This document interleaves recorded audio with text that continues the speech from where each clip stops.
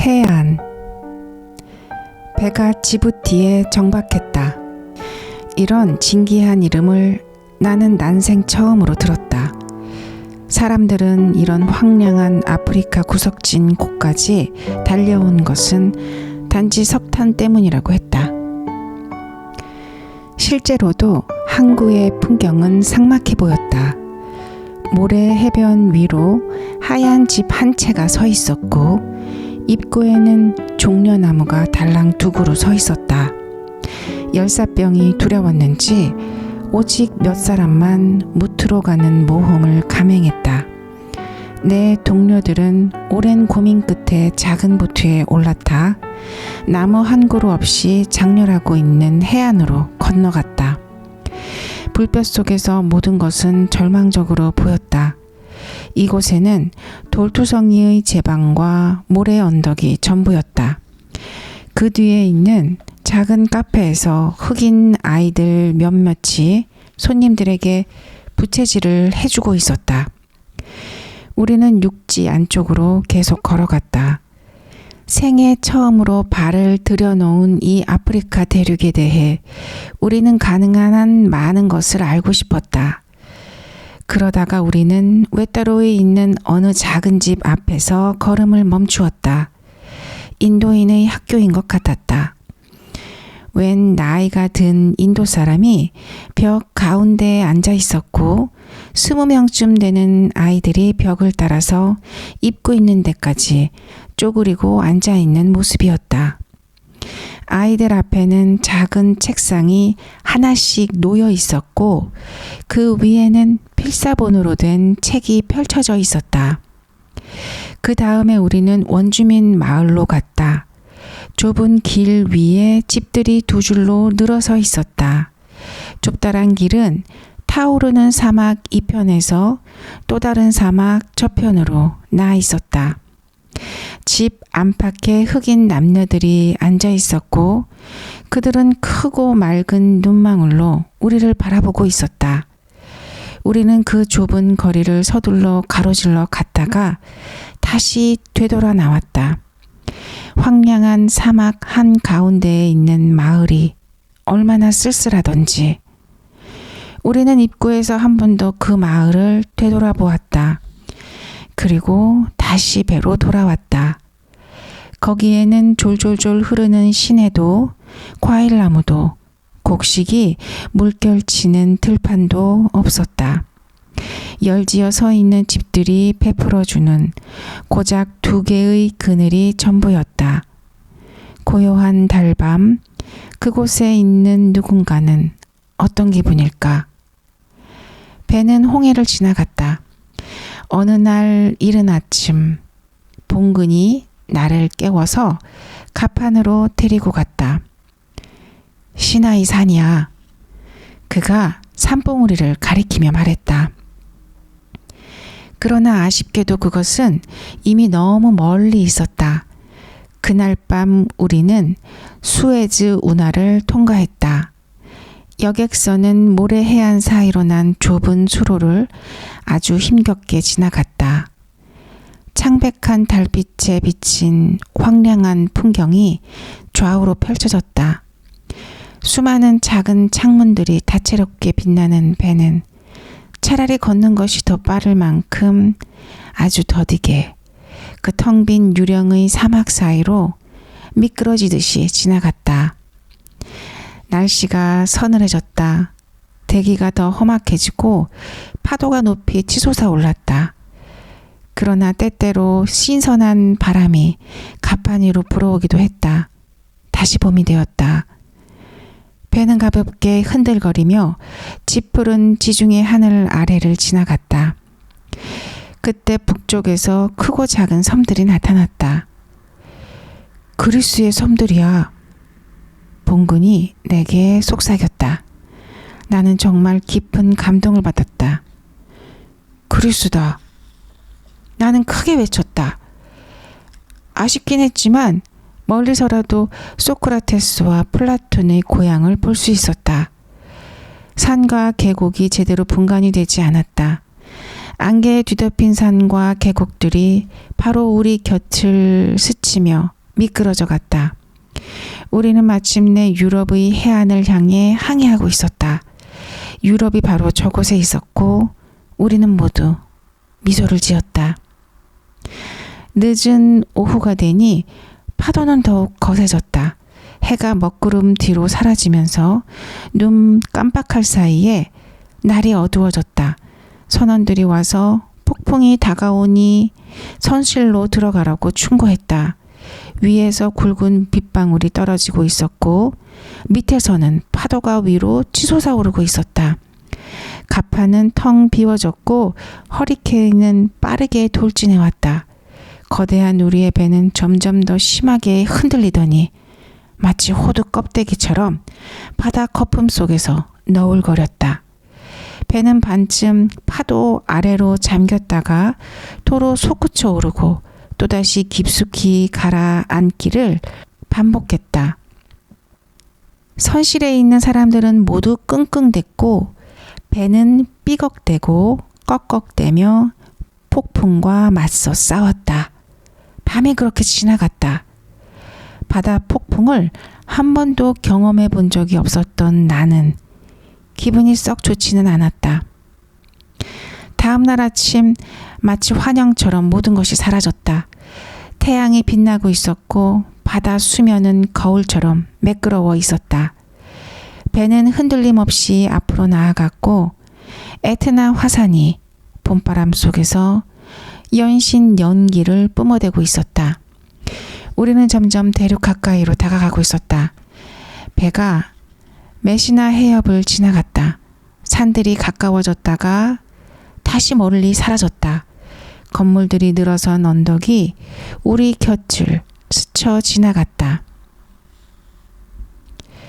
햇빛이 비치는 들녘에서 농부들이 일하는 모습이 보였다. 또 기차가 해안을 따라 달리다가 이내 터널 속으로 들어가는 것도 보였다. 몇 시간 후면 우리는 이 모든 것들과 헤어져야 했다. 우리 배는 자기 고향의 항구로 가기 위해 바다의 물살을 가르며 마침내 빠르게 질주했다. 정오를 조금 지나서 우리는 마르세유 항구에 도착했다. 잔교가 내려지고 2,000명이 넘는 사람들의 행렬이 움직이기까지는 아주 긴 시간이 걸렸다. 동양에서 온 학생들은 여전히 함께했다. 각자 짐을 들고 유럽 땅에 발을 내디뎠다. 그러고는 누군가를 기다리고 서 있었다. 프랑스에 사는 중국 학생회 회장이 우리를 도와주려고 마중 나온다고 했기 때문이다. 그러나 그도 우리를 어디로 데려가야 할지 잘 모르고 있는 것 같았다. 오랜 논의 끝에 우리는 거리들을 가로질러 걸어갔다. 이윽고 학교처럼 보이는 건물의 넓은 마당에 이르렀다.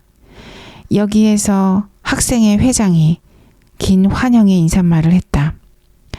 그는 앞으로 머물게 될 이 나라의 풍속과 관습에 주의하고 5,000년 문화 민족의 후손답게 처신을 해달라고 당부했다. 그는 공자도 남의 나라에서는 그곳의 풍속에 따라 살아야 한다고 가르쳤다고 말했다. 연설과 여러 가지 유용한 충고를 들은 후에 우리는 한 사람씩 어떤 방으로 불려가서 상담을 받았다. 그때 사람들은 여권과 성적 증명서 그리고 각자 지니고 있던 재산들을 꺼내어 보여야 했다. 그러고는 체류 허가와 프랑스 여러 대학의 통지와 그 밖의 중요한 서류를 받았다. 사람들은 한 무리씩 한 무리씩 교정을 떠났다. 마침내 우리 두 사람, 봉근과 내 차례가 되었다. 우리는 짧게 상담을 마치고 나왔다. 어느덧 저녁이 되어 있었다. 봉근은 나를 독일까지 데려다 주겠다던 약속을 잊지 않고 있었다. 그에게 얼마나 고마웠던지. 우리는 함께 여행을 했던 다른 사람들과 작별 인사를 나누었다. 단 2명만 영국으로 계속 여행할 생각을 하고 있었고 나머지는 모두 프랑스에 남기로 했다. 봉근과 나는 작은 식당으로 들어가서 계속될 여행에 대해 의논했다. 봉구는 내가 독일에서 공부를 시작하게 되면 나중에 이곳으로 오기 힘들 테니 먼저 파리 시내부터 구경하지 않겠느냐고 내게 물었다. 나는 그의 제안을 거절하면서 오늘 밤에라도 독일로 가자고 말했다. 저녁이 되었을 때 까닭 모를 피해감이 밀려왔다. 나는 유럽 땅에서 처음으로 경험하는 황혼역에 적어도 내 목표를 이루기 위한 학문의 성지로 가는 길 위에 있고 싶었다. 봉군이 잠시 지도를 들여다보더니 리옹, 디종, 스트라스부르크를 경유하는 열차편을 선택했다. 우리는 역으로 가서 곧 출발하는 기차에 올랐다. 나는 중년 부인 옆의 구석자리에 조용히 앉아 있었다. 그리고 봉구는 두 명의 프랑스 남자 사이에 끼어앉아 팔짱을 낀 채로 잠이 들었다. 목적지에서 날이 다시 밝았다. 객차에는 우리 두 사람뿐이었다. 다른 승객들은 모두 밤에 내린 것 같았다. 밖에는 들판이며 시내며 마을이며 언덕들이 희미한 아침 햇살 속에서 마치 주마등처럼 휙휙 지나갔다. 기차는 요동도 없이 북쪽을 향해 달려갔다. 그렇지, 이게 유럽이야. 봉군이 미소를 지으며 말했다. 그는 이곳에 다시 온 것을 무척 기뻐했다. 그는 들판이며 집이며 교회며 사람들의 복색이며 자동차며 우리가 본 모든 것을 내게 설명해 주었다. 그는 프랑스에는 회색 지붕이 많고 독일에는 빨간 지붕이 많다고 했다. 그러고는 프랑스 사람과 독일 사람의 차이에 대해서도 많은 말을 해주었다. 우리는 여러 번 기차를 갈아탔다. 저녁 무렵 기차는 라인강을 건넜고 다시 밤새도록 달려갔다. 이튿날 아침 우리는 처음 머물게 될 독일 중부의 어느 작은 도시에 도착했다. 봉구는 유럽에 처음 왔을 때 이곳에서 얼마간 살았다. 그는 이곳은 새로운 환경에 적응하기도 쉽고 대도시보다는 조용하게 공부할 수 있으니 자기가 했던 대로 내게 이곳에서 얼마간 머물기를 권했다. 우리는 시내를 거닐다가 공원처럼 넓은 지역을 지나가게 되었다. 그곳에는 천상의 그것 같은 부드러운 초록 들판을 가로지르는 아침 햇살이 가득했다. 강을 건너 샛길로 접어들었을 때였다. 우리는 어느 집의 정원 문 앞에 멈춰섰다. 여기가 우리가 머물 곳이야. 봉근이 미소를 지으며 소리쳤다. 그는 잠시 머뭇거리다가 초인종을 눌렀다. 잠깐 기다리고 있으니 어떤 부인이 나타났다. 그녀는 봉근에게 다시 만나서 반갑다고 인사를 했다. 그러고는 집안의 2층에 있는 넓은 방으로 우리를 안내했다. 봉근은 그녀와 오랜 시간 이야기를 나누었다. 그가 이 부인이 내가 자기 집에 머무는 것을 기꺼이 승낙했노라고 내게 설명해 주기 전까지 나는 그들의 말을 아무것도 이해할 수 없었다.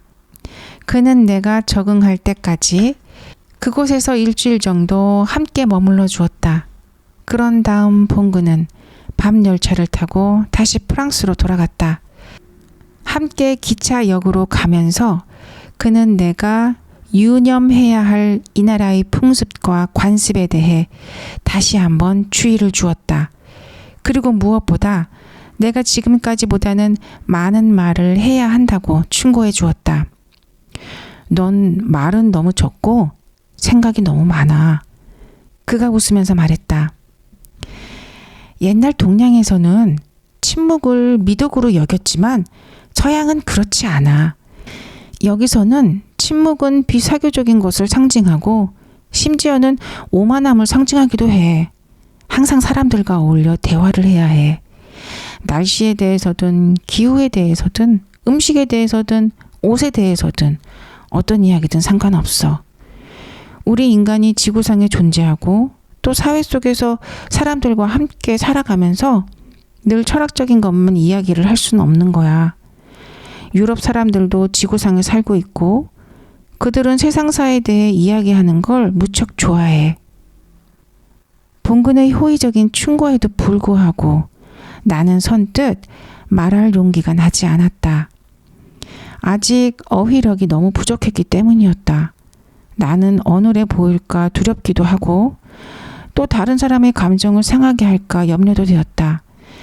그래서 되도록이면 다른 사람과 만나는 것을 피했다.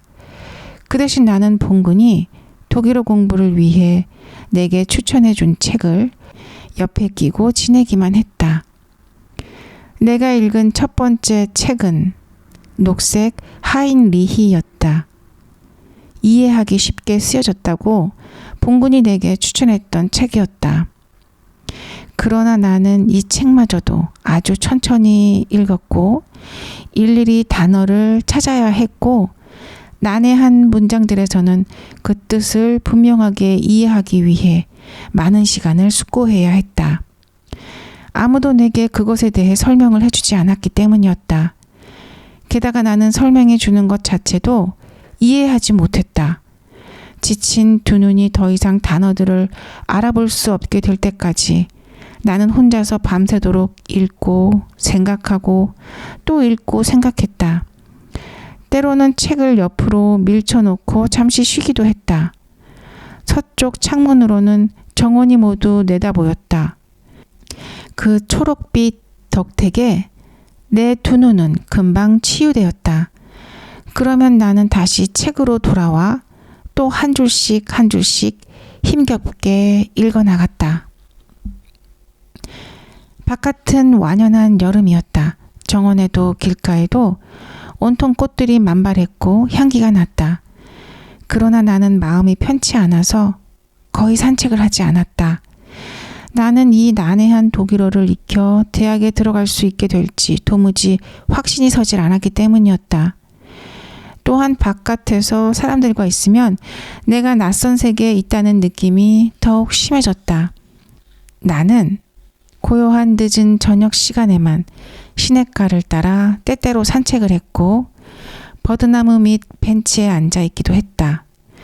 고요하게 흘러가는 시냇물을 바라보고 있노라면 기분이 좋아졌다. 그것은 졸졸거리며 내 옆으로 쉼없이 흘러갔다.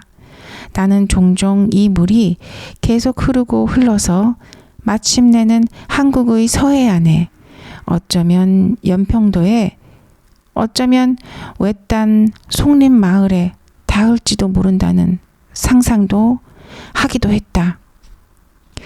여름방학 때 나는 배를 타고 집으로 돌아오면서 푸른 하늘 아래로 그 연평도와 송림만이 미끄러져 지나가는 것을 볼 때마다 얼마나 기뻐했던가. 북쪽에선 바위 투성이인 수양산이 불뚝 솟아오른 것이 보였다. 작은 통통배가 조심스럽게 용연만으로 입항했다. 기섭과 용마와 만수가 나를 마중하려고 거기에 있었다. 친구들을 만나 웃고 떠들면서 고향의 들녘을 지나 어머니가 기다리고 있는 우리 마을로 들어설 때면 얼마나 기뻤던지. 어머니는 대문 앞에서 나를 기다리곤 하셨다. 이 어미에게로 돌아왔구나. 어머니가 웃으며 나를 반겨주었다. 어머니가 그렇게 환하게 웃으시는 것을 보면 나는 얼마나 좋아했던가. 나는 친구들과 함께 매일같이 산속에 있는 시냇가로 멱을 감으러 가기도 했고 그 옛날 우리 학교의 운동장에서 정구를 치기도 했다. 저녁 때는 종종 우리 집 정원에 모여 앉아 이야기를 나누기도 하고 악기를 연주하기도 했다. 만수는 정말 놀랄만치 피리를 잘 불었다. 용마는 자기가 읽은 톨스토이의 소설에 대해 이야기하는 것을 좋아했다. 기섭은 여전히 조용했다. 그는 그저 빙그레 미소 지으며 다른 친구들이 말하는 것을 듣기만 했다. 세 친구들은 모두 어머니를 아주머니라고 불렀다. 그리고 착한 9월이는 채소밭에 가서 잘 익은 참외를 따오라며 우리를 종종 들볶기도 했다. 내가 친구들과 함께 있을 때를 보시며 어머니는 얼마나 기뻐하셨던가. 우리에게 음식과 술을 가져다 주시면서 또 얼마나 좋아하셨던가. 어머니는 지금 무엇을 하고 계실까? 주무시고 계실까? 아니면 깨어 계실까? 혹시 외로운 마음에 빈 뜰에 홀로 앉아 계신 것은 아닐까? 너무 먼 미지의 세계로 떠나버려 더 이상 보호해 줄 수 없는 겁 많고 연약한 당신의 아이를 그리워하고 계신 것은 아닐까? 사방에 다할리아 꽃이 피어 있었다. 오후 햇빛 속에서 꽃들은 눈부시게 아름다웠다. 어느덧 가을이 다가오고 있었다. 나는 처음 읽었던 책을 다 끝내고 지금은 격언시를 읽고 있었다. 이제 단어를 많이 찾지 않아도 되었기에 첫 번째 책을 읽었을 때보다는 책 읽는 것이 훨씬 수월해졌다. 아침 저녁으로 날씨가 제법 쌀쌀했다. 가을은 빠르게 다가왔다. 종종 수면 위로 저녁 안개가 내려앉았고 길 위에는 점점 더 많은 낙엽들이 바람에 휘날렸다. 추수가 시작된 지 꽤 되었을 테니 지금쯤 어머니는 어느 농장에 계실 거라는 생각이 들었다. 돌다리 아저씨가 있는 송림에 계실까? 강물에 있는 수암의 집에 계실까? 산속에 있는 석담에 계실까? 나는 꼭 한번 석담이라는 마을에서 지낸 적이 있었다. 이곳에선 밀만 수확되었는데 산속 깊이 있었기 때문에 걷는 것이 무척 힘이 들었다. 이곳을 오가려면 사람들은 오랜 시간 동안 좁고 가파른 길을 걸어야 했고 바닥이 온통 돌투성이인 넓은 강을 건너야 했다. 나는 고향에서 소식이 왔는지 알아보려고 날마다 우체국에 갔다. 그러나 매번 빈손으로 돌아왔다. 독일에 도착한 지 벌써 5달이 지나가고 있었다. 나는 점점 불안해졌다. 내 편지가 고향에 전달되지 않은 것은 아닌지. 그 때문에 매년 고향 소식도 못 들은 채 이곳에서 영원히 살게 될까봐 두려웠다. 언젠가 우체국에서 집으로 돌아오던 길이었다. 나는 어느 낯선 집 앞에 멈춰섰다. 빨간 열매가 맺힌 꽈리 한 포기가 햇볕 반짝이는 그 집 정원에 피어 있었기 때문이었다. 우리 집 뒤뜰에서 본 적이 있는 그 꽈리를 어릴 적 그렇게 좋아하고 갖고 놀았던 그 꽈리를 보고 나는 얼마나 기뻤던가. 마치 고향 땅의 일부분이 내 앞에 생생하게 있는 것만 같았다. 한참을 생각이 잠겨 있을 때 한 여인이 그 집에서 걸어 나왔다. 그녀는 내가 왜 거기에 그렇게 서 있는지 물었다. 나는 그녀에게 내 어린 시절에 대해 이야기해 주었다. 그러자 그녀는 꽈리가지 하나를 잘라 내게 건네주었다. 아, 어찌나 고마웠던지. 그리고 곧 눈이 내렸다. 어느 날 아침 잠에서 깨어보니 성체의 벽 위로 하얀 눈송이가 흩날려 내리는 것이 보였다. 낯익은 그 흰눈에 나는 행복했다.